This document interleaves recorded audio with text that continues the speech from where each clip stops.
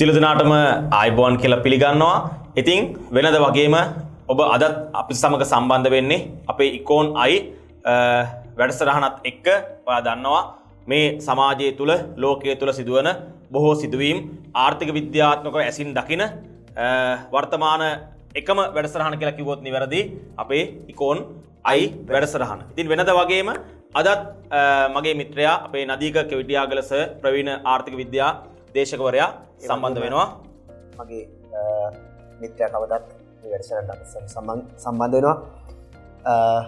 ලංකාවේ නම ගිය ප්‍රසිද්ධ ව්‍යාපාරයක් දෙන දේශකයා ගයන් වල්පිටගේ සර්.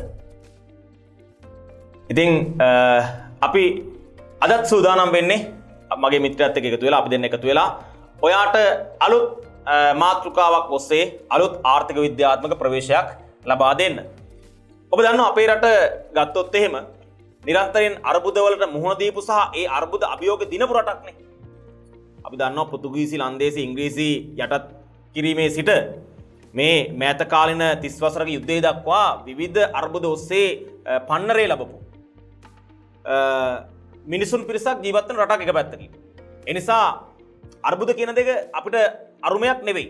සහ ඈත අතීතයේ මුතුන් මිත්තන්ගේ සිට අපේ රට අපේ මිනිස්සු මුහුණ දුන්නු ඕනෑම අර්බුදයක් අභියෝගයක් සාර්ථකව දිනපු රටක්. හොඳ පිටකොන්දක් තියෙන ජාතියක්. හැබැයි ඔවුන්ගේ කොඳු නාරටිය පාලකයන් විසින් විනාශ කරමින් යන යුගයක නැවතත් මේ රටේ මිනිසුන්ගේ කොඳු නාරටිය ශක්තිමත් කරලා මේ රට සෞභාග්‍යයක් කරා අරගෙන යාමේ සටනට චින්තන විප්ලවයක් ඇති කරන්න මම හිතන්නේ මේ ඉකෝන් අයි වැඩසටහන අනාගතයේ දවසක හේතුවක් වෙයි කියලා මම විශ්වාස කරනවා. පැහැදිලිවම. ඉතින් අද අපි ඔයත් එක්ක සාකච්ඡා කරන්න බලාපොරොත්තු වෙන්නේ මෑත කාලීනව අපේ රටේ ඇතිවෙච්ච තවමත් එහි ප්‍රතිඵල භුක්ති විඳින්න ඉන්න අර්බුදයක් සහ ඒ අර්බුදයත් එක්ක අපේ රටේ ආර්ථිකයට ඇති වෙන බලපෑම මොකක්ද කියන එක පිළිබඳව. ඒ තමයි පොහොර අර්බුදය. පොහොර අර්බුදය සහ විශේෂයෙන්ම ශ්‍රී ලංකාවේ කෘෂි ආර්ථිකයේ අනාගතය පිළිබඳවයි අපි අද සාකච්ඡා කරන්න බලාපොරොත්තු වෙන්නේ. ඉතින් ඔබ දන්නවා මේ පොහොර කියලා කියන්නේ කෘෂිකර්මාන්තයත් එක්ක බද්ධ වෙච්ච ප්‍රධාන සාධකයක්. හරියට බඩට බත් වගේ තමයි. අපේ දෛනික ජීවිතේ පැවැත්ම තහවුරු කරගන්න අපි කුසගින්නට ආහාර ලබා ගන්නවා වගේ මේ කෘෂිකර්මාන්තයත් එක්ක මේ දශක ගණනාවක් තිස්සේ බැඳුණු ප්‍රධාන සාධකයක් තමයි පොහොර කියලා කියන්නේ.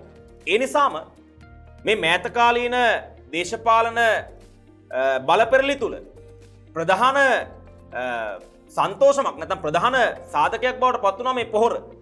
එක වේදිකාවක පොහොර මිටිය රුපියල් 500ට රුපියල් 1000ට දෙන්නම් කියලා කියනකොට තවත් වේදිකාවක කියනවා නෑ අපි පොහොර නිකන් දෙනවා. අපට පොඩි මතක් කිරීමක් කරත් ඔය පොහොර වලට තිබුණු තැන මීට දශක කිහිපයකට පෙර අපේ ලංකාවේ මැතිවරණ වේදිකාවල පාන් වලට තිබුණා. තර පාන්ගෙඩිය අපේ රටේ මැතිවරණ ව්‍යාපාරයේ ප්‍රධාන සාධකයක් බවට පත් වෙලා තියෙන පාන්ගෙඩියේ මිල අඩු කිරීම ප්‍රධාන මැතිවරණ පොරොන්දුවක් බවට පත් වුණු ආර්ථිකයක් ලෙස අපේ රට හඳුන්වන්නට පුළුවන්. ඒ පාන්ගෙඩියට තිබුණු තැන අද පොහොර මිටියට ලැබිලා තියෙන තත්ත්වයක් තමයි අපිට දැක ගන්න පුළුවන්කම තිබුණේ. පසුගිය කාලේ අපි දැක්කා ඔබ මතක් කරපු කාරණාව තමයි මම මේ නැවත කතා කළේ. ඒ කියන්නේ පොහොර මිටිය. මොකද අපේ රටේ ජනතාවගෙන් විශාල පිරිසක් කෘෂි කර්මාන්තයේ මත ජීවත් වෙන මිනිස්සු. ඒ වගේම අපේ ජන ජීවිතයේ එදිනෙදා අවශ්‍ය කරන වැදගත්ම ආහාර. ඒ ආහාර අවශ්‍යතාවය සපුරාලන්න නම් පොහොර අතිශයම වැදගත් සාධකයක්. ඒ නිසා ඔබ වගේ කුසට ආහාර ටික වගේ මේ ගසට පොහොර ටික අතිශයම වැදගත් වෙනවා. ඒ නිසා අද අපේ රට මේ නිර්මාණය වෙලා තියෙන ඩොලර් අර්බුදය හමුවේ එක අතකින් කෘෂිකර්මාන්තය සමස්ත කෘෂිකාර්මික ක්ෂේත්‍රයේම පොහොර සමග ලොකු අර්බුදයකට මුහුණ දී සිටිනවා. ඉතින් ඒ පිළිබඳව තමයි අපි අද දවසේ පුළුල් ලෙස කතා කරන්න බලාපොරොත්තු වෙන්නේ. ඔබගේ කතාව කරගෙන යන මම පොඩි බාධා කිරීමක් කරා. ඒක නැවත කරගෙන යන්න. හරි. එතකොට මේ පොහොර අර්බුදය කියන කාරණාව තුළ අපි අවධානය යොමු කරන්නේ රසායනික පොහොර අර්බුදය පිළිබඳව. අපි දන්නවා කෘෂිකර්මාන්තය තුළ පැතිකඩ දෙකක් තිබෙනවා. රසායනික පොහොර පදනම් කරගනිමින් සිදු කරන කෘෂිකර්මාන්තය සහ කාබනික පොහොර මත පදනම් වූ කෘෂිකර්මාන්තය කියලා. ඔබ දන්නවා වර්තමානයේ වෙනකොට ලෝකයේ පුරා මේ තිරසාර සංවර්ධන සංකල්පය පිළිබඳව වැඩි අවධානයක් යොමු කරන ඒ වෙනුවෙන් යම් යම් ක්‍රියාමාර්ග සෑම ශේෂ්ත්‍රයකම ගන්නා කාල පරිච්ඡේදයක්. ඒ තිරසාර සංවර්ධන සංකල්පය තුළ අපි බලාපොරොත්තු වෙන්නේ පරිසරය සමාජයේ මේ සියල්ලම ආරක්ෂා කර ගනිමින් ඒ සංවර්ධනයේ ප්‍රතිලාභ අනාගත પરම්පරාවන් ගණනාවකට ලැබෙන්න පුළුවන් වෙන ආකාරයට ස්ථිර සංවර්ධනයක් නැත්නම් අඛණ්ඩ ප්‍රතිලාභ ලැබිය හැකි සංවර්ධනයක් නිර්මාණය කර ගැනීම ඇති කර ගැනීම තමයි මේ තිරසාර සංවර්ධන සංකල්පය තුළ අපි බලාපොරොත්තු වෙන්නේ. ඒ තුළ මිනිසාගේ පැවැත්ම, පරිසරයේ පැවැත්ම, සමාජයේ යහපැවැත්ම, ආර්ථික පැවැත්ම ආදී පැතිකඩ ගණනාවක් ආවරණය වෙනවා. මේ පැතිකඩ ගණනාවක් ආවරණය වෙන තිරසාර සංවර්ධන සංකල්පය තුළ මේ ස්වභාව ධර්මය හා බැඳුණු කෘෂි කර්මාන්තයට ඉතා වැදගත් ස්ථානයක් හිමි වෙනවා. එනිසා ලෝකයේ බොහෝ රටවල් මීට කාලයකට කලින් රසායනික පොහොර භාවිතා කරමින් සිදු කරපු කෘෂිකාර්මික කටයුතු ඒ රටවල් ක්‍රමානුකූලව 100%ක් නොවුනත් යම් ප්‍රමාණයකට ඒ කෘෂි රසායනික භාවිතයෙන් යම් ප්‍රමාණයකට මිදිලා ඒ කාබනික කෘෂිකාර්මික ක්‍රියාවලියක් සම්බන්ධ අදහසක් ඇති කරගෙන අදහසක් අත්හදා බලමින් සහ ඒ ප්‍රතිලාභ භුක්ති විඳින්න ඉන්න කාල සීමාවක් තමයි මේ පහුගිය කාල සීමාව සහ වර්තමාන කාල සීමාව වෙන්නේ. ඒ නිසා අපේ රට තුලත් මේ කාබනික කෘෂි කර්මාන්තයේ පිළිබඳව නොයෙක් ආකාරයේ අදහස් හුවමාරු වුණා. සමාජය තුළ යම් යම් කතිකාවන් ගොඩ නැගුණා.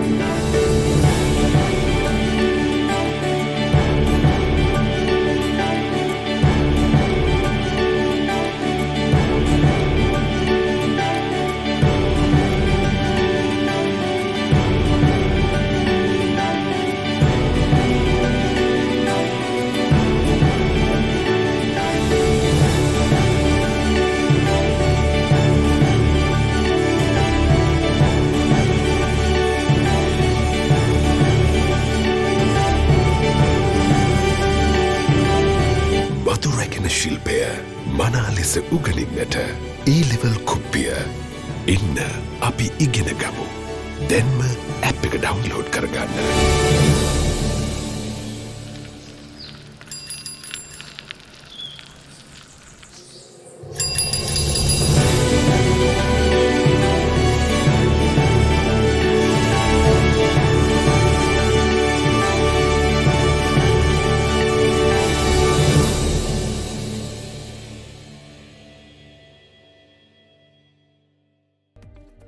නමුත් විවිධ හේතුන් මත ඒ කාබනික කෘෂිකර්මාන්තය කියන එක අපේ රට තුළ ප්‍රායෝගිකව අපිට දකින්න ලැබුණේ නැහැ.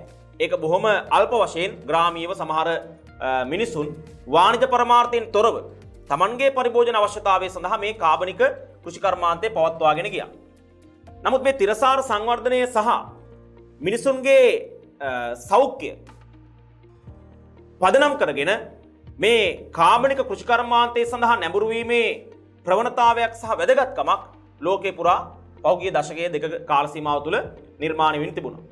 ඒක ප්‍රතිඵලයක් විදිහට තමයි අපේ රට තුලත් මේ කාබනික කෘෂිකර්මාන්තය පිළිබඳව යම් කතිකාවක් සමාජය තුළ ගොඩනැගෙන සහ ඒ සඳහා කිසියම් ප්‍රවේශයක් ගන්න පහුගිය කාල සීමාව තුළ උත්සාහ දරන්නේ.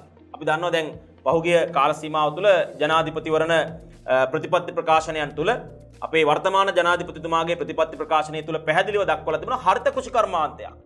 මේ කාබනික කෘෂිකර්මාන්තය මත පදනම් වෙච්ච හරිත කෘෂිකර්මාන්තයක් නිර්මාණය කර ගැනීමේ අවශ්‍යතාවය සහ ඒ සම්බන්ධින් අවශ්‍ය ක්‍රියාමාර්ග ගන්නවා කියන එක. නමුත් ඒ ප්‍රතිපත්ති ප්‍රකාශනය තුළ තිබුණේ ක්‍රමානුකූලව අපේ රටේ කෘෂිකර්මාන්තය මේ රසායනික පොහොර පදනම් කරගත්තු කෘෂිකාර්මික ක්‍රියාවලියේ සිට ක්‍රමානුකූල පරිවර්තනයක් කාබනික කෘෂිකර්මාන්තය වෙත මාරු කිරීම තමයි ඒ ප්‍රතිපත්ති ප්‍රකාශනයේ අදහස වෙලා තිබුණේ. නමුත් පහුගිය කාල සීමාව තුළ ඇතිවෙච්ච අනපේක්ෂිත අර්බුද විශේෂයෙන් ඩොලර් අර්බුදය නිසා පොහොර ආනයනයේ විශාල වශයෙන් සීමා කිරීමට සිදුවීම ආදී කාරණා හේතු කොටගෙන මේ කාබනික කෘෂිකර්මාන්තය සඳහා යොමු වීමේ හදිස්සි බවක් අර අනවශ්‍ය හදිස්සියක් නිර්මාණය වෙනවා. අන්නේ නිර්මාණය වීමත් එක්ක තමයි මේ පොහොර අර්බුදය සහ කෘෂිකාර්මික අංශය තුළ අර්බුද ගණනාවක් නිර්මාණය වෙන්නේ. ඒ නිසා වර්තමානයේ වෙනකොට මේ කාබනික කෘෂිකර්මාන්තය සඳහා යොමු වීමේ වේගයේ පැවැත්වුණු නැත්නම් ඒ යොමු වීමේ ප්‍රවේශය තුළ තිබුණු යම් යම් අඩුපාඩු නිසා ඒ පොහොර අර්බුදයත් එක්ක කෘෂිකර්මාන්තය තුළ යම් යම් අර්බුද ගණනාවක් නිර්මාණය වෙලා තිබෙනවා. ඒ ඇතිවෙච්ච මං හිතන්නේ මේක පොහොර අර්බුදය නිර්මාණය වීම එක්ක අර අපි දැන් ඔබ කිව්වා වගේ වසර 10ක් වගේ කාල පරිච්ඡේදයක් තුල තමයි ක්‍රමයෙන් කාබනික පොහොර වගාව කාබනික පොහොර මට්ටම දක්වා අපි යන්න සූදානම්ෙන් හිටියේ කෘෂිකර්මාන්තය තුල. එතකොට ඒ ක්‍රියාවලියට මේ හදිසියෙම එකවරම ගත්ත ප්‍රවේශය නිසා කාබනික පොහොර භාවිතා කිරීම මගින් කෘෂිකර්මාන්තයට යොමු වීම පිළිබඳව මිනිසුන් යොමු කරගන්න තිබුණු ප්‍රවණතාවයට යම් බාධාවක් එල්ල වෙලා තියෙන බවයි මට කියන්න පුළුවන්කම දෙන්න. මොකද මේ කාරණාව සම්බන්ධයෙන් මිනිසාගේ තියෙන විශ්වාසනීය භාවය යම් ආකාරයකට පළදු වීමක් සිදු වෙලා තියෙනවා. අනිත් එක විශේෂයෙන්ම කියන්න අපි නැවත නැවත මතු කරන කාරණාවක් තමයි මේ අපේ රටේ මොනම ක්‍රියාවලිය තුල කතා කරන්න ගියත් විශේෂයෙන්ම අපි දන්නවා වංචා දූෂණ විශේෂයෙන්ම කොමිස් පිළිබඳව අපිට කතා නොකර අපේ රටේ ආර්ථික ප්‍රතිපත්ති පිළිබඳව කතා කරන්න බෑ. විශේෂයෙන්ම අපි දන්නවා මේ ලෝකේ රසායනික පොහොර සහ කෘෂි රසායනික ද්‍රව්‍ය සම්බන්ධයෙන් අපි ගත්තාම බහුජාතික සමාගම් තමයි ලෝකේ පුරා ව්‍යාප්ත වෙලා තියෙන. විශේෂයෙන්ම ඇමරිකානු සමාගම් තමයි මේ ලෝකයේ මේ ක්‍රියාවලිය තුළ මූලික වශයෙන් ප්‍රමුඛතාවය අරගෙන කටයුතු කරන්නේ. ඒ නිසා මේ එවැනි සමාගම් වලින් එල්ලවන බලපෑම හමුවේ මං හිතනවා ලංකාවේ යම් යම් පාර්ශ්වයන් වලට ඒ බලපෑම් වලින් ගැලවී සිටීමේ හැකියාවකුත් නැති බව පේනවා. ඒ නිසා ඔවුන් Taman ගන්නා වූ තීන්දුව තීරණයන් යම් ආකාරයකට අපසු හරවා ගැනීමට උන්ට සිදුවන බවකුත් පේන්න තියෙනවා. නමුත් අපි අර මුලින් වගේ හොඳ කොන්දක් කෙලින් තියාගෙන ඕනම අර්බුදයකට මුහුණ දෙන්න මිනිස්සු ඕනම අර්බුදයකට මුහුණ දෙන જાතියක්. ඒ නිසා මං හිතනවා ඉවසගෙන හිටියොත් වැඩි අල්ලගෙන හිටියොත් අපිට තව අවුරුදු කිහිපයකින් මේ ගමන හැබැයි අර එක පාරටම අපිට මේ ක්‍රියාවලියට යන්න බෑ. අපි යම් ආකාරයේ අධියර වාර්ෂිකව මේ ගමන අපි ගියොත් අපිට තව අවුරුදු 10ක් වගේ කාල පරිච්ඡේදයක් තුල මේ කාබනික පොහොර භාවිතය සම්බන්ධයෙන් යම් ආකාරයේ මිනිසුන් තුල පුරුදු ඇති කරලා ඒ හරහා අපේ රට හරිත කෘෂිකර්මාන්තයක් කරා කාබනික පොහොර භාවිතයෙන් සිදු කරන වගා කටයුතු සඳහා අරගෙන යන්න පුළුවන්. ඒක ඉතාමත්ම හිතකර පරිසර තත්ත්වයක් නිර්මාණය කරන තත්ත්වයකුත් වෙනවා. පැහැදිලිවම දැන් මේ කාබනික කෘෂිආර්ථික සංකල්පය නැත්නම් කාබනික කෘෂිකර්මාන්තය කියන එක වර්තමාන ලෝකයේ තුල ඉතා වැදගත් සංකල්පයක්. ඒ සංකල්පය අපේ රට තුල ක්‍රියාත්මක කිරීමේ වැදගත්කම ඉතාමත් ඉහළින්ම තිබෙනවා. මොකද ලෝකයේ විෂසහිත ආහාර පාන නැත්නම් විෂසහිත ආහාර වර්ග ආහාරයට ගන්න රටවල් අතරින් ප්‍රමුඛ ස්ථානයේ ශ්‍රී ලංකාව ඉන්නවා. ඒකට ප්‍රධාන හේතුවක් තමයි අධික ලෙස මේ කෘමිනාශක ඇතුළු රසායනික ද්‍රව්‍ය මේ කෘෂි නිෂ්පාදනවලදී භාවිතා කිරීම. ඒ නිසා ඉතාමත් ඉක්මනින් ඒ කියන්නේ අපිට හැකි උපරිම ඉක්මනින් මේ අපේ කෘෂිකාර්මික ක්‍රියාවලිය රසායනික පොහොර භාවිතයේ සිට කාබනික කෘෂිකාර්මික ක්‍රියාවලියක් දක්වා පරිවර්තනය කර ගැනීමේ අවශ්‍යතාවය තිබෙනවා. නමුත් දශක ගණනාවක් තිස්සේ අපේ රටේ කෘෂිකර්මාන්තය මේ පොළොව මේ පස මේ භූමිය සියල්ල සකස්ලා තිබෙන්නේ රසායනික පොහොරවල සුදුසු වෙන ආකාරයට. ඒ නිසා ඒ රසායනික පොහොර මත ගොඩනැගුණු ඒ රසායනික පොහොරවලට ඔරොත්තු දෙන නැත්නම් ඒ මත ගොඩනැගුණු මේ ස්වභාවික පරිසරයක් තුළ එකවර අපි ගිහිල්ලා වෙනත් ක්‍රමයක් ස්ථාපිත කිරීමට යාම තුළ යම් යම් ගැටලු රාශියක් නිර්මාණය වෙලා තිබෙනවා. හරියට අපි අර සීත ප්‍රදේශයක හැදෙන මොනහරි ශාකයක් උෂ්ණ ප්‍රදේශයේ ගිහලා එකපාර අපි වගා කරන්න ගියොත් එහෙම මේක සාර්ථක වෙන්නේ නැහැ. නිකන් විනාශ වෙලා යනවා, අසාර්ථක කටයුත්තක් බවට පත් වෙනවා. අන්න ඒ වගේ තත්ත්වයක් තමයි මේ අපේ රටේ කාබනික කෘෂිකර්මාන්තය ක්‍රියාත්මක කිරීම තුළ දකින්න ලැබෙන්නේ. ඒ නිසා අපේ රට තුළ කාබනික කෘෂිකාර්මික සංකල්පයේ මේ කාබනික කෘෂි ආර්ථිකයක් නිර්මාණය කර ගැනීමේ අවශ්‍යතාවය ඇත්තටම මීට කලින් තිබුණු අවශ්‍යතාවයක්. මීට කලින් ක්‍රියාමාර්ග ගත යුතුව තිබුණු අවශ්‍යතාවයක්. ඒක පහු කාල සීමාව තුළ හෝ ප්‍රමාද වී හෝ ලබා ගැනීමේ වැදගත්කම තිබෙනවා. නමුත් ප්‍රශ්නය තිබෙන්නේ ඒ කාබනික කෘෂි සංකල්පය ප්‍රායෝගිකව ක්‍රියාත්මක කිරීමට යාමේදී ප්‍රතිපත්ති සම්පාදකීන් සහ ඒ ප්‍රතිපත්ති ක්‍රියාත්මක කිරීම සඳහා ප්‍රායෝගිකව ග්‍රාමීයව තමන්ගේ ඒ ප්‍රදේශ තුළ ගොවීන්ට තමන්ගේ ප්‍රායෝගික දායකත්වය ලබා දෙන රාජ්‍ය නිලධාරීන් කොයිතරම් දුරට ඒ සඳහා සක්‍රිය සහභාගිත්වයක් දායකත්වයක් ලබා දුන්නාද කියන එක පිළිබඳව ගැටලුවක් තිබෙනවා. අතට පොඩි ප්‍රවේශයක් ගන්න. දැන් හැම ගමකටම ඉන්නවා අපි කියනවා කෘෂිකර්ම උපදේශක නේද? අයියේ කෙනෙක් ඉන්නවා. ඇග්‍රිකල්චර් මේ ඉන්ස්ට්‍රක්චර් කෙනෙක් ඉන්නවා. දැන් ඒ පුද්ගලයාගේ කාර්යභාරය මොකක්ද?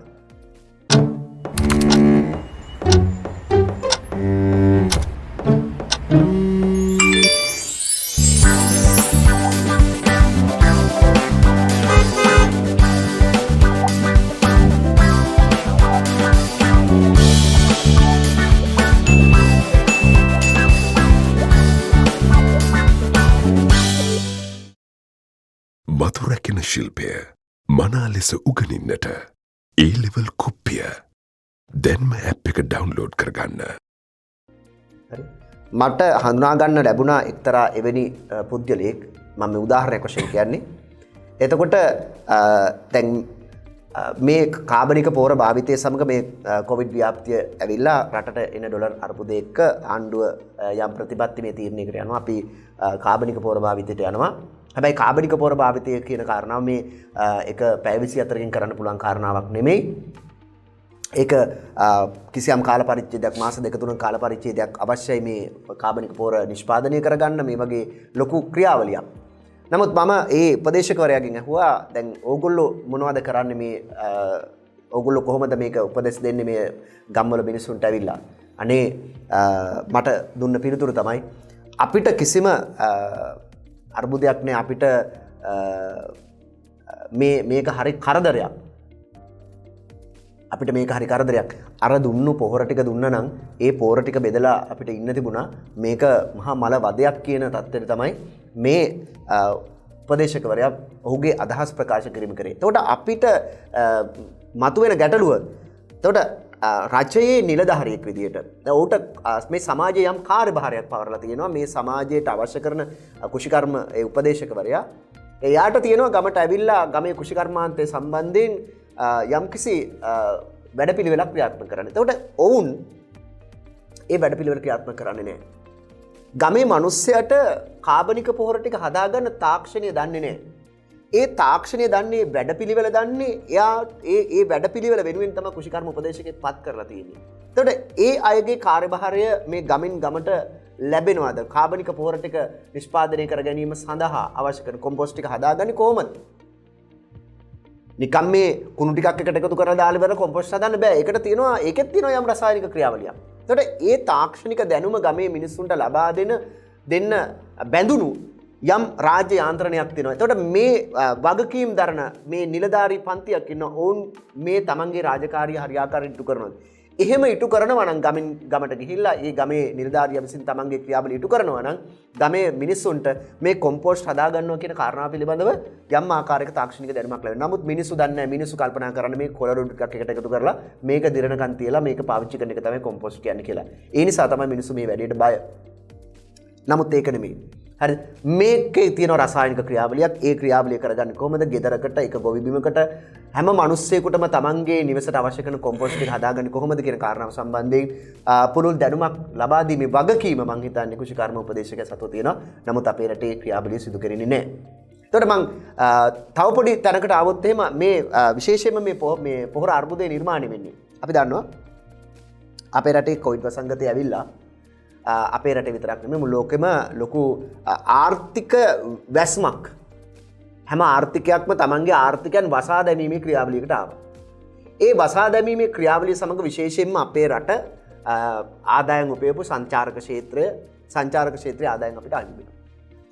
ඊට පස්සේ අපේ ප්‍රධාන අපනයන ගමනාන්ත වශයෙන් ගත්තොත් ඇමරිකා එක්සත් ජනපදයේ අපේ ඇඟලුම් වලින් විශාල ප්‍රමාණයක් මිලදී ගන්න රට. ඔවුන් කොවිඩ් වසංගතය හැමුවේ දරුණු ප්‍රතිවිපාකයන් වලට මුහුණ දුන්නා.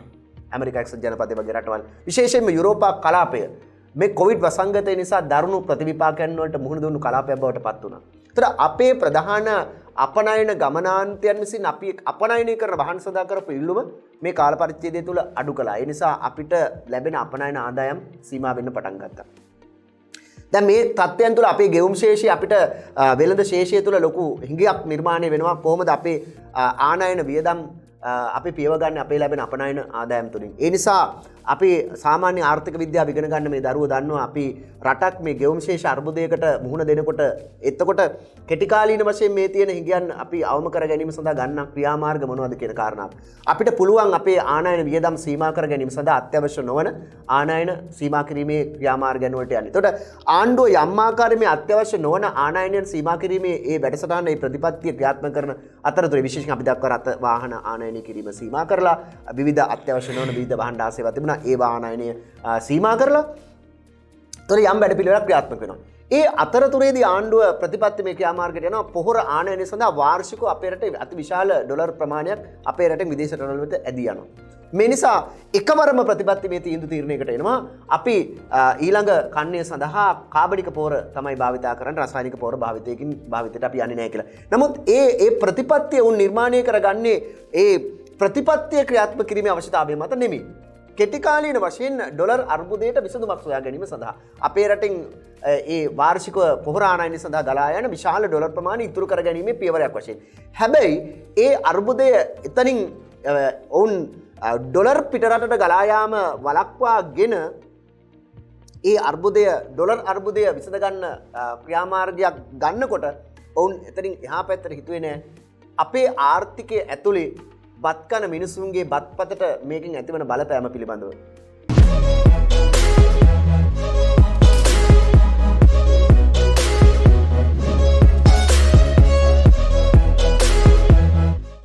අපේ ආර්ථිකය මේ වෙනකොට පසුගිය මාස වෙනකොට අපේ ආර්ථිකයේ මතුපිට උද්දමන අනුපාතිකය 15.1ක් බවට පත් වෙලා තියෙනවා. විශාල වශයෙන් වේගෙන් මාසිකව උද්දමන අනුපාතිකයන් ඉහළ යමින් පවතින තත්ත්වයකට අපි ඇවිල්ලා තිනවා. මොකද විශේෂයෙන්ම අපි දන්නවා මේ ආහාර ද්‍රව්‍යවල මිල ගණන් ඉහළ යාම ආහාර උද්දමනය කියන එක මිනිසුන්ගේ ජන ජීවිතයට ඉතා විශාල වශයෙන් බලපානවා. මේ නිසා අපිට ඊළඟට මේ වෙළඳපොලේ ඇතිවන සහල් හිගයට එළවලු ටිකේ හිගයට මේ ඇතිවන අර්බුදයට අපි මුහුණ දෙන්නේ කොහොමද කියන කාරණාව විශේෂයෙන්ම කෘෂිකර්මාන්තයේ ඵලදායීතාවය ගැන ඕන හිතුවේ නැහැ. අනිත් එක තමයි අපේ රටින් අපනයනය කරන තේ දැල්ල. මේ තේ දැල්ල හොඳ මේ ගුණාත්මකව කඩා ගන්න නම් මේක ටිකක් හොඳ සරුසාර විදිහට කඩා ගන්න නම් එහෙනම් මේ ගහට පොහොර ටික ලැබෙන්න ඕනේ. පොහොර ටික ලැබෙන්න ඕනේ. මේකේ මේ රසායනික පොහොර ටිකෙන් තමයි මේ තේ දැල්ල හොඳට නිර්මාණය වෙලා එන්නේ. එතකොට අපේ මේ තේ බගාවේ තිබුණු ඵලදායීතාවය අඩුවීම හරහා අපි පිටරටවල වලට අපිට අපනයනය කරගන්න පුළුවන් මේ ගුණාත්මක තේ ප්‍රමාණය අපිට අඩු වෙනවා. අපි අපනයන ආදායම් ඒ තුලින් පහළ යනවා. එතකොට මෙතන මේ පොහොර ආනයනය කර ගැනීම සීමා කිරීම සම්බන්ධයෙන් තීන්දුව తీරන ගන්නකොට ඒ හා සම්බන්ධ හොඳ විශ්ලේෂණයක් මේ ප්‍රතිපත්තිය ක්‍රියාත්මක කරපු අය විසින් කළාද කියන කාරණාව සම්බන්ධයෙන් සුවිශේෂ ගැටලුවක් තියෙනවා. මම දැකපු කාරණාව වුන් දැක්කේ විදේශ රටවල් වෙත ගලා යන ඩොලර් ප්‍රමාණය සීමා කරගෙන විදේශ විනිමය අර්බුදයට යම් පිළිතුරක් සොයා ගන්නවා. ලංකාවේ මිනිසුන්ගේ වගාවන් හානි වුණොත් ඒකට රුපියල් වලින් වන්දි ගෙවනවා කියන තැන තමයි හිටියේ. නමුත් ඔවුන් එතනින් එහා පැත්තට කල්පනා කරේ නෑ අපිට ආහාර අර්බුදයක් නිර්මාණය වුණොත් නැවත වතාවක් කාල් ටික පිටරටින් ගෙන්න ගන්නවත් අපිට ආපහු විදේශ විනිමය අපේ රටෙන් විදේශ රටවල වලට ඇදී යනවා කියන කාරණාව පිළිබඳ ඔවුන් විශ්ලේෂණයක් කරලා තිබුණේ නෑ කියන කාරණාව තමයි මට තේරුනේ.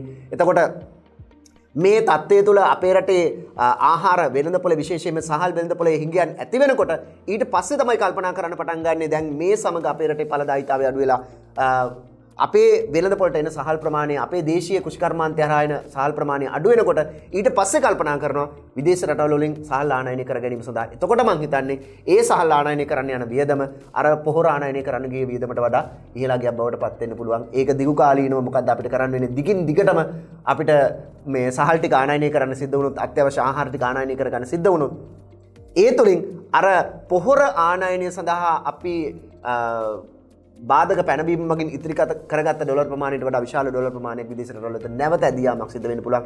ඒ තුලින් අපි අපේක්ෂා කරපු අපේක්ෂාවන් ඉලක්කයන් සපුරා ගන්න හැකියාව ලැබුණද කියන කාරණාව පිළිබඳව ගැටලුවක් තියෙනවා. පැහැදිලිව. දැන් මේ කාබනික කෘෂිකාර්මික සංකල්පය වර්තමානයේදී වැදගත් වෙන කාරණා කීපයක් තිබෙනවනේ.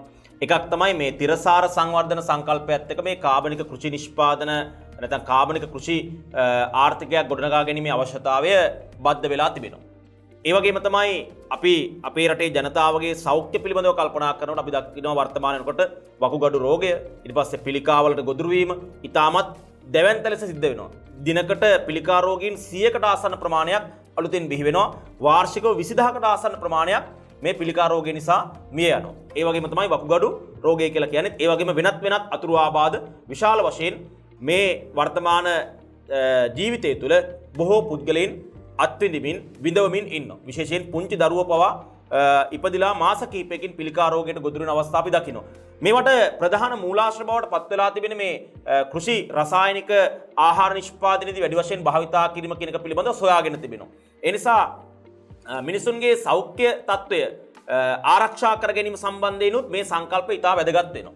ඒ වගේම තමයි දැන් ගත්තොත් එහෙම ලෝකයේ තුල මේ කියන කාබනික කෘෂි නිෂ්පාදන සඳහා විශාල ඉල්ලුමක් නිර්මාණය වෙමින් තිබෙනවා. නමුත් ඒ ඉල්ලුම සපුරාලන්න තරම් ප්‍රමාණවත් සැපයීමක් නිෂ්පාදනයක් ලෝකේ කොහෙවත් සිද්ධ වෙන්නේ නැහැ. ඒ නිසා කෘෂිකර්මාන්තයේ පදනම් කරගත් ඒ වගේම විවිධාංගීකරණය වූ කෘෂි නිෂ්පාදන බිහි කරන රටක් විදියට අපිට ලොකු අවස්ථාවක් තිබෙනවා මේ කාබනික කෘෂි නිෂ්පාදන වැඩි වශයෙන් බිහි කිරීම තුළ ලෝක වෙළඳපොළ තුළ මේ කාබනික කෘෂි නිෂ්පාදන සඳහා තිබෙන ඉල්ලුම සපුරාලීම සඳහා විශාල සැපයීමක් ලබා දීලා ඒ වෙළඳපොළ වාසිය අත්පත් කර ගන්න. මොකද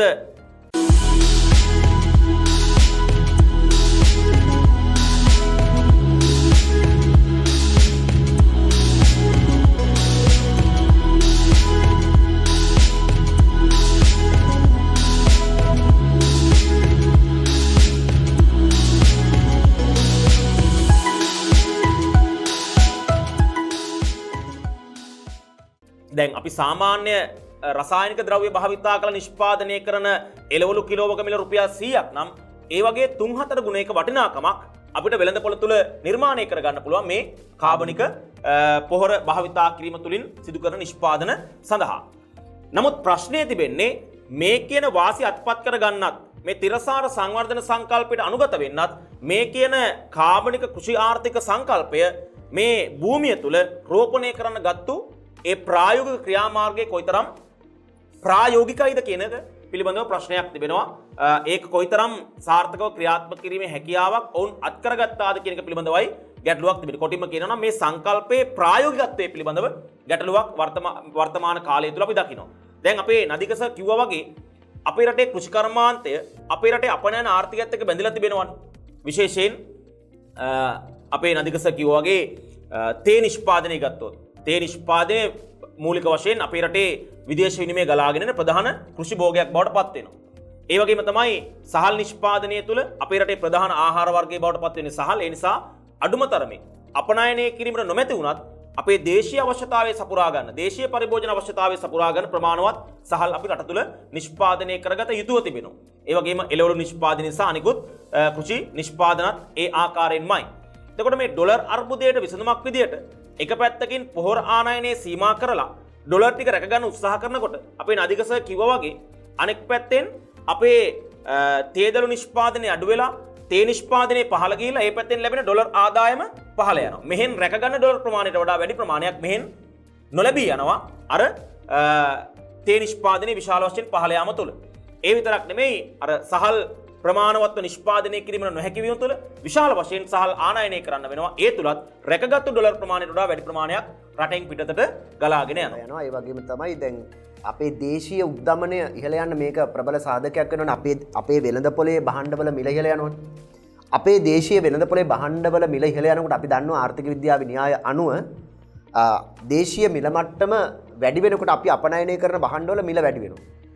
අපි අපනයනය කරන භාණ්ඩවල මිල වැඩි වෙනකොට ලෝක වෙළඳපොලේදී අපි අපනයනය කරන භාණ්ඩවලට තියෙන ඉල්ලුම අඩු වෙනවා.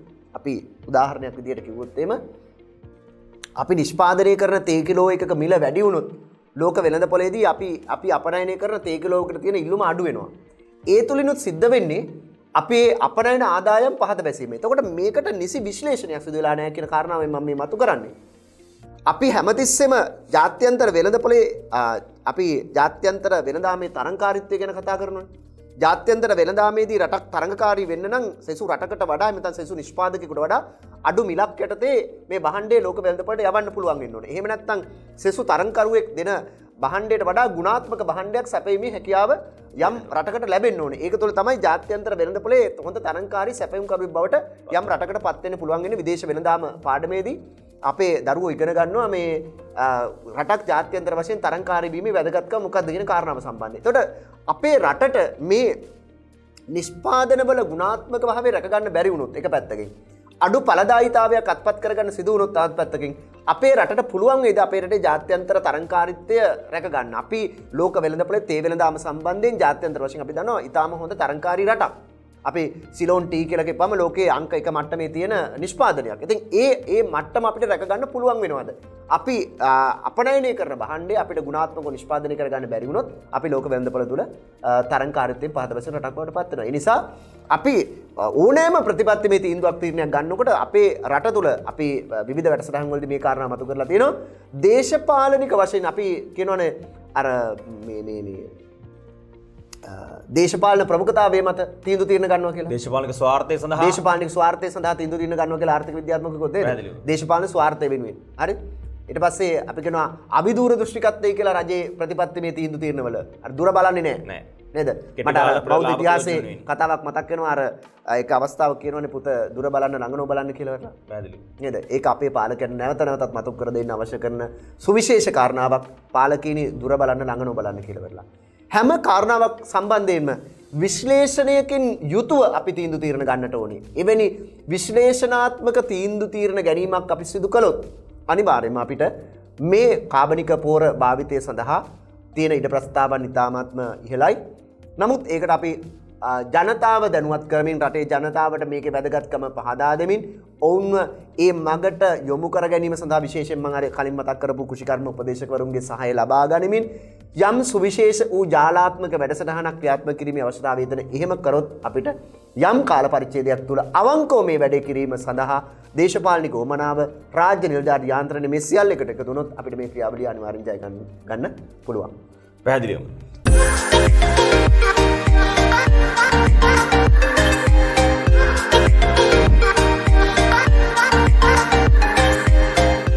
දැන් මේ කියන කාරණාත් එක්ක අපි දකින දේ තමයි මේ සංකල්පය ඉතාමත් යහපත් වටින සත්භාවයෙන් යුක්තව ක්‍රියාත්මක කළ යුතු සහ වැදගත් වන සංකල්පයක්.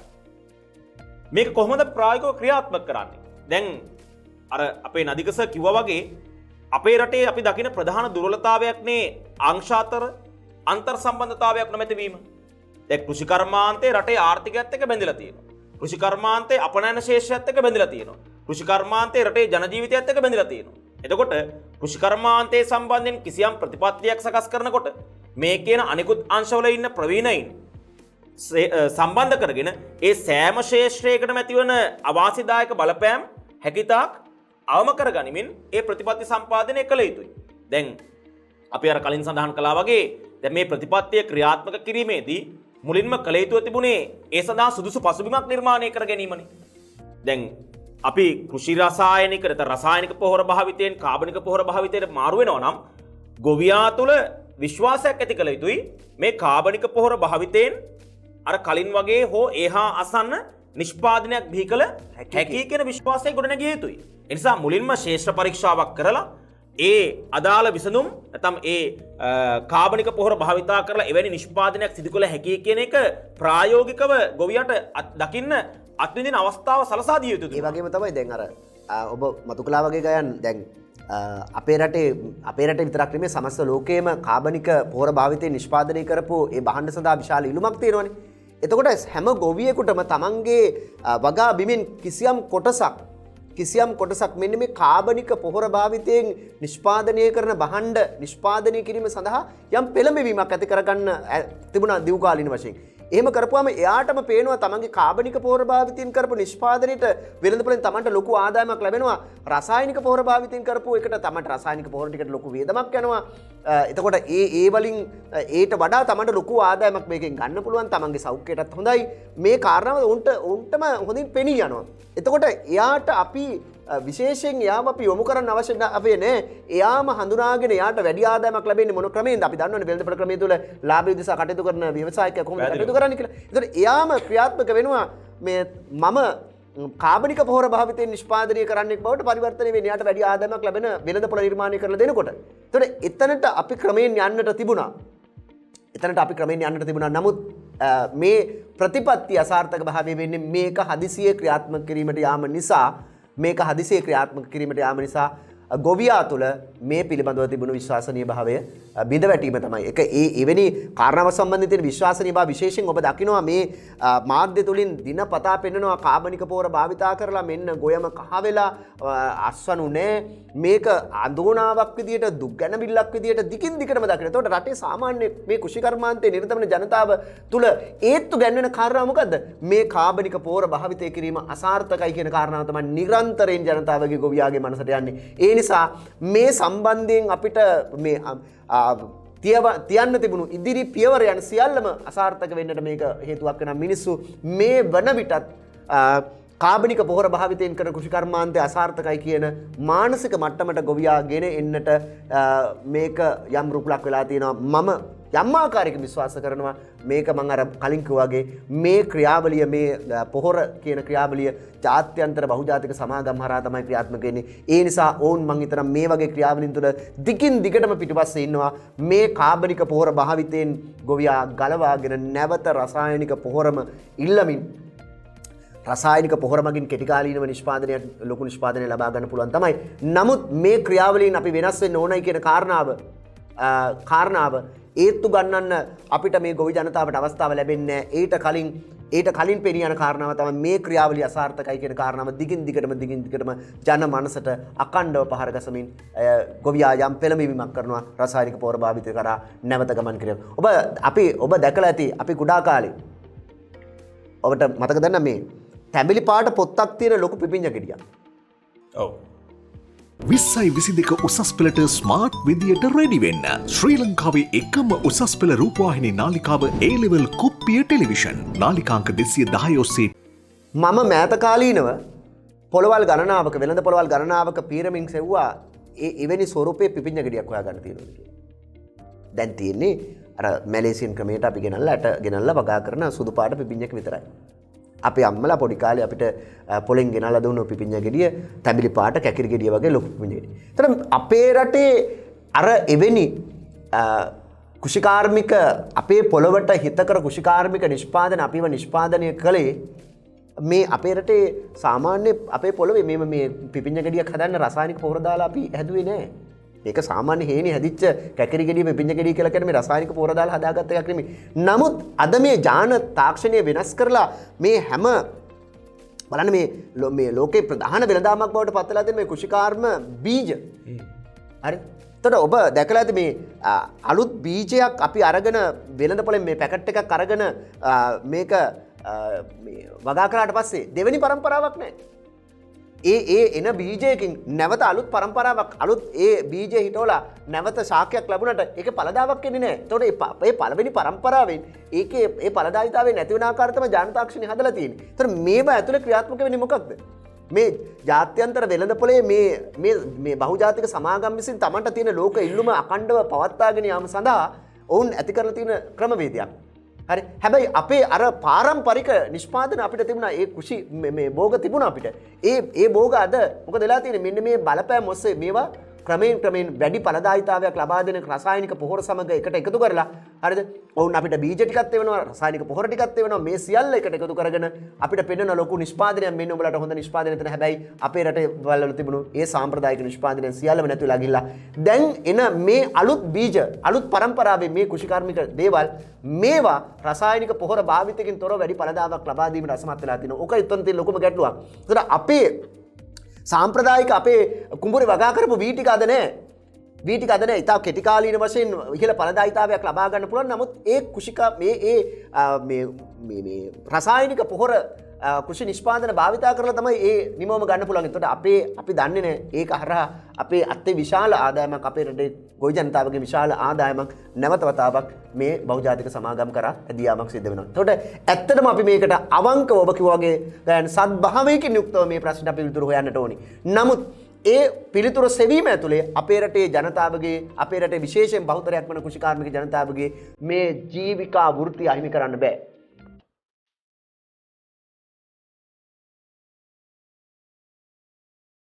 දැන්ම ඇප් එක ඩවුන්ලෝඩ් කරගන්න. අපේ මිනිසුන්ගේ මේ බත්පත නැති කරන්න බෑ.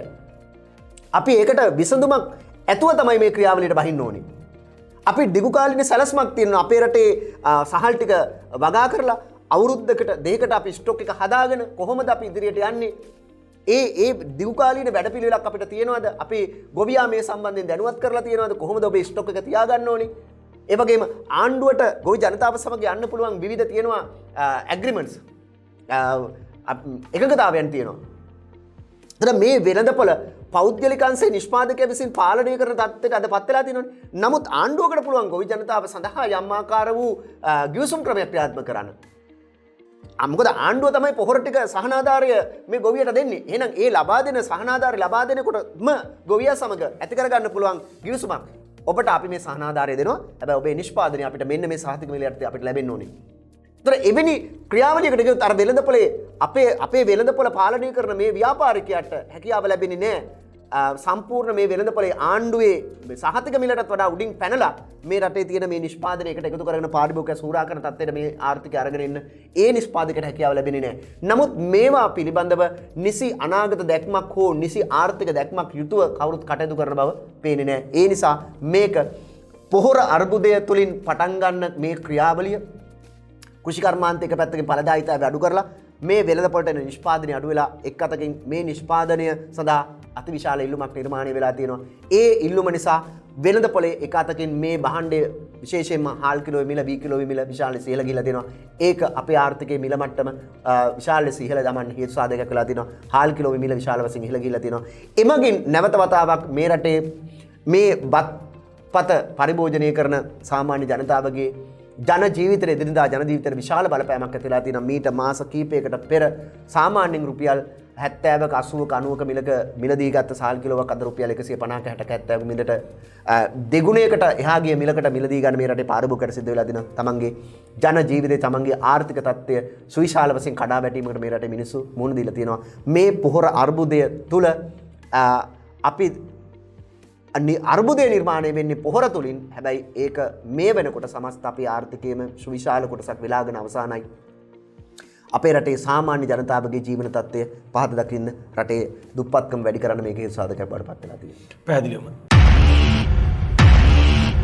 උනන්දු ටෙක්නොලොජි වඩා නිවැරදි සමහරවිට ෆයිල් එකක් ගන්න වාහනයක් හදන විදිය අපිට තියෙන ලොකුම දේ ලෝකෙ හරිය පුදුමාකාර රංග භූමිය නැත්නම් පරිණාමයේ පිළිබඳව කතා කරලා ශ්‍රී ලාංකිකයන් එක්ක අපිට අහන්නත් පුළුවන්.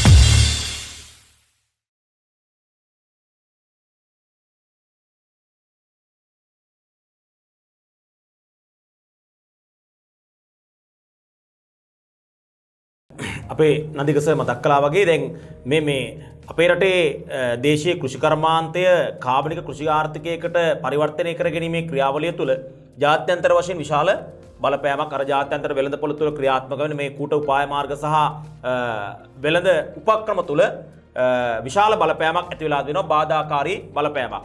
දැන් අපේ නදිකස කිව්වා වගේ දැන් අපේ රටට එනවා ආනයනික බීජ. ඒ බීජ තුලම තිබෙනවා ඒ අදාළ කෘෂි නිෂ්පාදනය බිහි වෙනකොට ඊට බාධාකාරී වන පරිසර තත්ත්වයන් නිර්මාණය කරන්න අවශ්‍ය ජාන ඒ තුල අන්තර්ගත වෙනවා. වල් පැලෑටි වෙන්න පුළුවන් නැත්නම් අර අපිට ස්වභාවයෙන්ම අපේ කෘෂි නිෂ්පාදන සාර්ථක කරගන්න දායක වෙන විවිධ පණු විශේෂයන් වෙන්න පුළුවන් කෘමිසතුන් වෙන්න පුළුවන් ඒ සියල්ල විනාශ කරන වල් පැලෑටි විශාල වශයෙන් බිහි වෙන ඒ අවශ්‍ය ජානත් අර කියන බීජ තුලම අන්තර්ගත වෙනවා. එතකොට බීජය රෝපණය වෙලා අදාළ එළවලු හෝ පළතුරු වෙන්න පුළුවන් ඒ ශාකයේ රෝපණය වෙනකොට අනෙක් පැත්තෙන් පොහොරවල අවශ්‍යතාවය කෘමිනාශකවල අවශ්‍යතාවය ඒ බීජය විසින්ම නිර්මාණය කරනවා. අනෙක් පැත්තට ඒ බීජ සපයන සමාගම තමයි අනෙක් පැත්තට අපේ රටට ඒ අවශ්‍ය කෘමිනාශක රසායනික පොහොර ආදිය සපයන්නේ. එතකොට මේක ඇත්තටම චක්‍රයක්. ඒ චක්‍රයට අපේ ගොවි අහු වෙලා ඉන්නේ. ඒ නිසා අපි තේරුම් ගන්න ඕනේ දේ තමයි අපේ රට තුළ කාබනික කෘෂිකර්මාන්තයේ කාබනික කෘෂි ආර්ථිකයක් ස්ථාපිත කර ගැනීමට අවශ්‍යයි නම් වැදගත් වන කාරණා කීපයක් තිබෙනවා. දේශීය කෘෂිකර්මාන්තය දේශීය බීජ මත පදනම් වූ කාබනික කෘෂි ආර්ථිකයක් අනිවාර්යයෙන්ම නිර්මාණය කරගත යුතු වෙනවා. ආනයනික මේ බීජ මත පදනම් වෙලා අපි අපේ රට තුළ කාබනික කෘෂි ආර්ථිකයක් ගොඩනගන්න හීන දකිනවා නම් ඒක සැබවින්ම හීනයක් පමණක්ම වෙනවා. මොකද ඒ කියන සාධක තුල අපි අර ගෝලීය නැත්නම් ජාත්‍යන්තර වෙළඳාමේ තිබෙන ඒ කුණාටුවට අපේ ගොවිය අනිවාර්යයෙන්ම හසු වෙනවා. ඒ නිසා මේ කාබනික කෘෂිකර්මාන්තයේ යථාර්ථයක් බවට පත් කරගන්න නම් අපේ ආර්ථිකය තුළ කෘෂි ආර්ථිකය තිරසාර සංවර්ධනය මත පදනම් වූ කාබනික කෘෂි ආර්ථිකයක් බවට පරිවර්තනය කරගන්න නම් ප්‍රථමයෙන්ම අපි ගොවියා තුළ විශ්වාසය ඇති කළ යුතුයි. ගොවියාගේ ආර්ථිකයට ඔහුගේ ආදායමට මෙමගින් හානියක් වෙන්නේ නැහැ කියන එක අනිවාර්යයෙන්ම මූලික වශයෙන් ඒ විශ්වාසය ඇති කළ යුතු වෙනවා. ඒ සඳහා අපි ගත යුතු ප්‍රධාන ක්‍රියාමාර්ගයක් තමයි දැන් අපි දන්නවා විවිධ වර්ගයේ භෝග වගා කරනවානේ. ඒ භෝගවලට මේ කෘෂි රසායන සහ පොහොරවල අවශ්‍යතාවය එකිනෙකට වෙනස් වෙනවා. ඒ වගේම ඒ කෘෂි භෝග සමහරක් අපේ රටේ ආර්ථිකයට පරිභෝජනයට ඉතාමත් වැදගත් වන භෝග වර්ග. අපේ අපනයනත් එක්ක බැඳලා තියෙන භෝග වර්ග. හැබැයි සමහර භෝග වර්ග තියෙනවා ඒවායේ සාපේක්ෂ වැදගත්කම අඩුයි. ඒ නිසා අපිට පුළුවන් මේ කාබනික කෘෂි නිෂ්පාදන ක්‍රියාවලිය මුලින්ම සාපේක්ෂව අඩු වැදගත්කමක් තිබෙන අඩු පොහොර සාන්ද්‍රණයක් පොහොර සංයුතියක් පාවිච්චි කරන ඒ විවිධ වගාවන් වලට භාවිතා කරලා එහි සාර්ථක අසාර්ථක භාවය පරීක්ෂා කරන්න. ඒ තුල තිබෙන අඩුරුණුකම් තේරුම් ගන්න. ඒවට විසඳුම් ලබා දෙන්න. අන්න ඒ තුල යම් ශේෂ්ත්‍රයක යම් කොටසක මේ කියන කාබනික කෘෂිකර්මාන්තයේ සාර්ථක කර ගැනීම තුළ අපිට පුළුවන් ක්‍රමානුකූලව අනිකුත් භෝගවලට මේ කාබනික කෘෂි නිෂ්පාදන ක්‍රියාවලිය එකතු පහදු කරගන්න. නැත්නම් එකාසු කරගෙන ඒ නිෂ්පාදන ක්‍රියාවලින් ක්‍රමානුකූලව මේ කාබනික කෘෂිකර්මාන්තයේ වෙත පරිවර්තනය කරගන්න.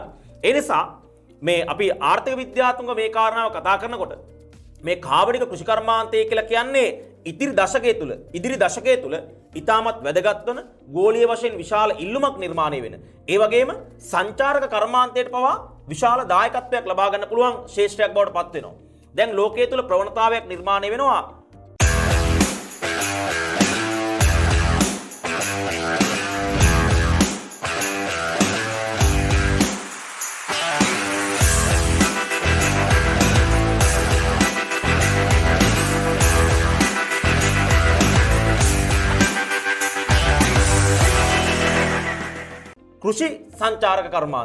කෘෂි සංචාරක කර්මාන්තය ඇග්‍රිකල්චර් ටුවරිසම් කියන එක. ඒ ඇග්‍රිකල්චර් ටුවරිසම් කියන සිස්ටම් එක තුළ ඒ කන්සෙප්ට් එක සංකල්පය තුළ මේ කාබනික කෘෂි නිෂ්පාදනය සඳහා විශාල වැදගත්කමක් ඇති වෙලා තිබෙනවා. ඒ නිසා අපිට පුළුවන් නම් අපේ රට තුළ මේ කාබනික කෘෂි නිෂ්පාදන ගම්මාන බිහි කරන්න. ඒවා සාර්ථකව ක්‍රියාත්මක කරන්න. ඒ ක්‍රියාවලියට ඕනම කෙනෙකුට ඇවිල්ලා දායක වෙන්න පුළුවන් වෙන ආකාරයට විවෘත භාවයක් ඇති කරන්න. ඒකේ ඒ ක්‍රියාවලියට දායක වෙලා ඒ ක්‍රියාවලිය ක්‍රියාත්මක වෙන්නේ කොහොමද?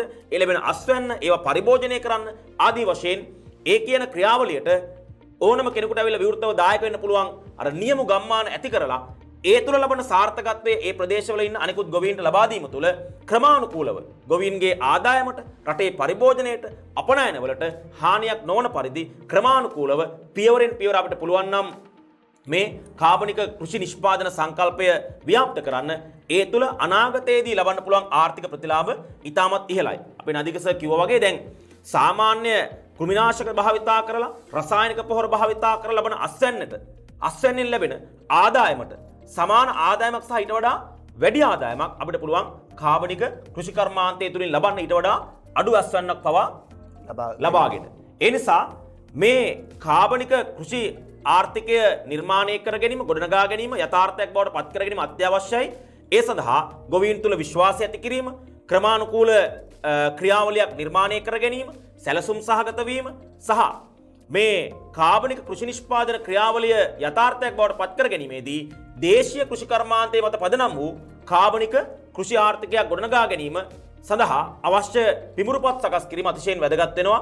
මේ තියෙන ගෝලීය මේ කෘෂි නිෂ්පාදන වෙළඳාම හා බද්ධ වෙලා අපේ රටේ කාබනික කෘෂි ආර්ථිකයක් නිර්මාණය කර ගැනීම නම් කවදාවත් අපිට කිරීමට හැකි වේ කියලා විශ්වාස කරන්න බෑ. මොකද අර කියන ගෝලීය වෙළඳ කුණාටුවට අපේ ගොවියා નિરાයාසයෙන්ම ගොවියා පමණක් නෙමෙයි අපේ රටේ ගත්තොත් එහෙම විශේෂයෙන්ම දැන් මේ ක්ෂේත්‍රවල ඉන්න බොහෝ අය විශේෂයෙන්ම අපේ රටේ වගකිය යුතු අපි කියන්නේ අපි ගත්තොත් එහෙම කැබිනට් අමාත්‍යවරුන්ගේ ඉඳලා හරිද මේ ඔවුන් ගනු ලබන්නා වූ තීන්දුව తీරන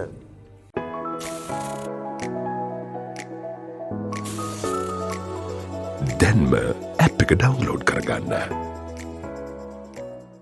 අපේ රටේ ගොවියට මොනවද අපි හඳුන්වා දෙන්නේ. එතකොට ඒ අපේ රටේ මේ අරගෙන තියෙන තීන්දුව తీරන මේ රටට අවශ්‍ය කරන තීන්දුව තියෙන නෙමෙයි අරගෙන තියෙන්නේ. අපි අපේ තිබිච්ච සාම්ප්‍රදායික කෘෂිකර්මාන්තය වඩා ඵලදායීතාවයකින් යුක්තව පරිශනාත්මක මට්ටමේ අපි ඉදිරියට අරගෙන ආවා නම් අපි අපේ තිබුණු ඒ ඊ타ත්ම ගුණාත්මක කෘෂිකර්මාන්තය වෙනුවට මේ ජාන තාක්ෂණය වෙනස් කරපු කෘෂිකර්මාන්තයක් ආදේශ කරගන්නේ නැහැ. අපි යම් කාලයක් තිස්සේ හරි මේ අපේ තිබිච්ච ඊ타ත්ම ගුණාත්මක ඊ타ත්ම ඵලදායක හරි ඉහළ වටිනාකමක් තියෙන ඒ අපේ තිබුණු හොඳම දේවල් නැති කරලා තමයි අපි මේ ජාන තාක්ෂණයෙන් විනාශ කරපු ඉතා ඉක්මනින් ඵලදායීතාවයක් දෙන්න පුළුවන් කෙටි කාලීන ආදායම හොයාගන්න පුළුවන් මේ ක්‍රමවේදයන් වලට අපේ රට යොමු කරලා තියෙන්නේ. ඒකට ඒව පිටිපස්සේ හිටියේ කවුද කියන කාරණාව පිළිබඳව අපි ගැටලුවක් තියෙනවා. විශේෂයෙන් මම නැවත මතු කරනවා. අපේ රටේ බොහෝ ක්ෂේත්‍රයන් වල හරි අපේ රටේ බොහෝ ක්ෂේත්‍රයන් වල මේ තියෙන අසාර්ථක භාවයට අපේ රටේ නිලධාරීන් වගේ කියන්නට ඕනේ. අපේ රටේ නිලධාරීන් වගේ කියන්නට ඕනේ. නිලධාරීන්ගේ අකාර්යක්ෂම භාවය තමයි අපේ රටේ නිලධාරීන් විසින්ම තමයි රටේ මොකද රටේ නිලධාරියා ඉන්නේ යම් ප්‍රතිපත්තියක් තීන්දුවක් තීරණයක් ක්‍රියාත්මක කිරීම සඳහානේ. ඒතර ඒ ප්‍රතිපත්ති තීන්දුව තීරණ ක්‍රියාත්මක වන හැම අවස්ථාවකදීම ඒ ප්‍රතිපත්ති තීන්දුව දෙනවා. අනේ ඌව වැඩක් නෑ ක්‍රියාත්මක කරන්න බෑ. මේක ක්‍රියාත්මක කරලා වැඩක් නෑ. මේකට වඩා හොඳයි අර තිබිච්ච ක්‍රමයේ මේව කරගෙන යනවා. එහෙම කියන නිලධාරී පන්තියක් හැර අලුතින් හිතන නව චින්තන ධාරාවක ගමන් කරන අලුත් පිරිසක් අලුත් නිලධාරී පන්තියක් අපිට බිහි වෙලා නැහැ. ඒක රටේ අවාසනාවට හේතු සාධකයක්. මොකද මේ රට ඉදිරියට අරගෙන යන්න පුළුවන් ප්‍රබල බලකායක් තමයි මේ රටේ ඉන්නේ නිලධාරී පන්තිය. ඉතින් අපිට සිද්ධ වෙනවා මං හිතන්නේ හැම දෙයක්ම වෙනස් කරනවා වගේම මේ රටේ නිලධාරී පන්තියේ චින්තනය වෙනස් කරන්නට ඕනේ. ඒ තුලින් අපිට ලොකු සාර්ථකත්වයක් ඉදිරියටත් කරගන්න අවස්ථාව ලැබෙයි. පැහැදිලිවම. එහෙනම් මේ කියන කාරණාත් එක්ක ඔබ තේරුම් ගත යුතු වැදගත් දේ තමයි මේ කාබනික කෘෂි ආර්ථිකයක් ගොඩනගා ගැනීම කියන එක සෑම අතින්ම වැදගත් සංකල්පයක් වෙනවා. ඒ නිසා ඊට අවශ්‍ය සුදුසු ප්‍රතිපත්ති සම්පාදනය කර ගැනීම, සැලසුම් සකස් කිරීම, ඒවා ක්‍රමානුකූලව ක්‍රියාත්මක කිරීම සහ දේශීය කෘෂි ආර්ථිකය මත පදනම් වූ කාබනික කෘෂි ආර්ථිකයක් ගොඩනගා ගැනීම කියන එක වැදගත් වෙනවා. ඒ වගේම අර අපේ නදික සර් කිව්වා වගේ මේ කෘෂි කර්මාන්තයේ සම්බන්ධයෙන් තීන්දුව తీරන ගන්න ප්‍රතිපත්ති සම්පාදනය කරන ඒ උදවිය, ඒ නිලධාරීන් Tamanගේ දෙපය ඒ බහුජාතික සමාගම් මත තියන්නේ නැතුව අපේ මහ පොළොව මත දේශීය ආර්ථිකයේ මත දේශීය ගොවියා මත තබාගෙන ඒ අවශ්‍ය තීන්දුව తీරන ගැනීම සහ ප්‍රතිපත්ති සම්පාදනය කිරීමේ අවශ්‍යතාවය ඇති වෙලා තිබෙනවා.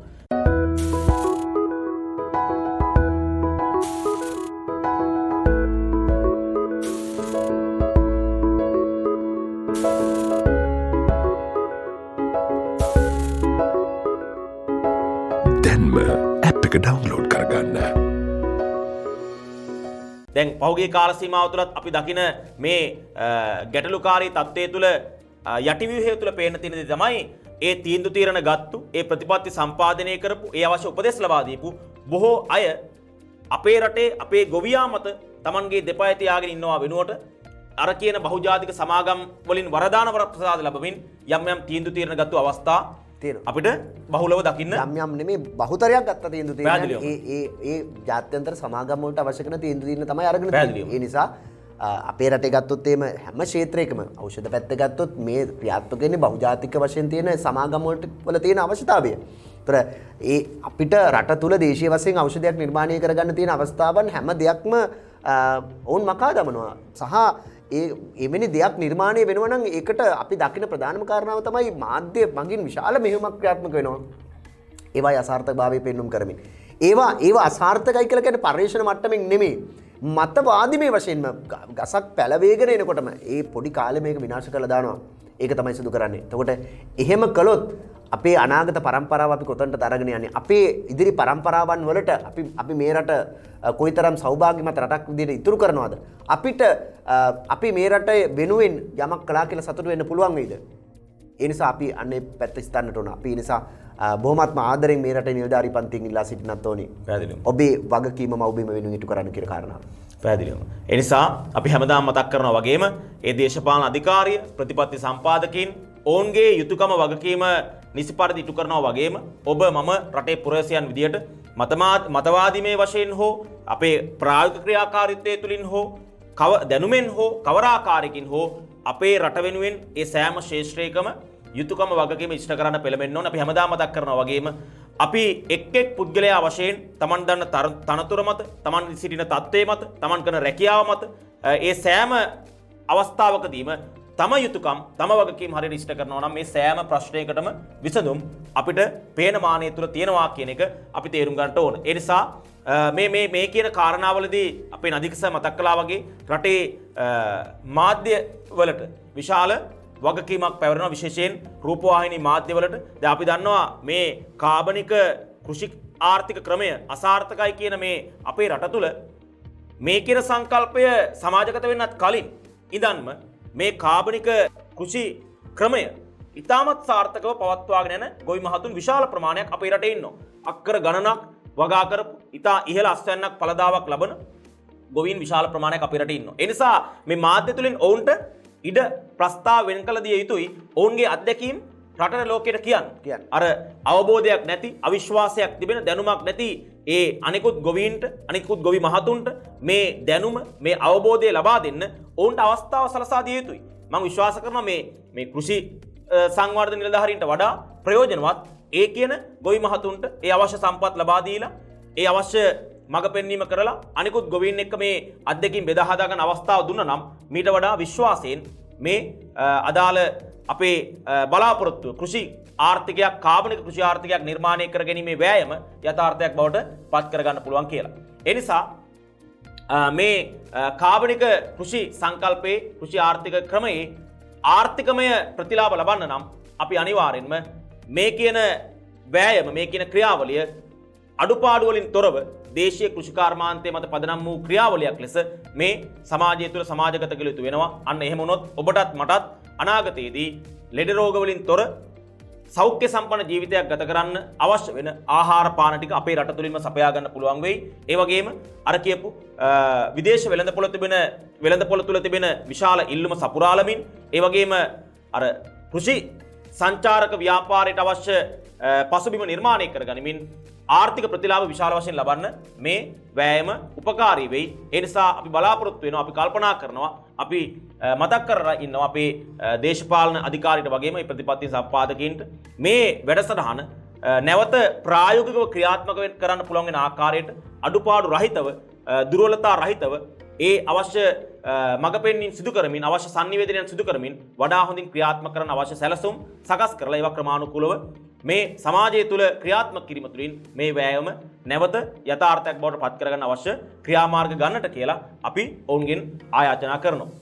එමනම් මේ වගේ අලුත් අදහස් එක්ක රට තොටේ සිදුවන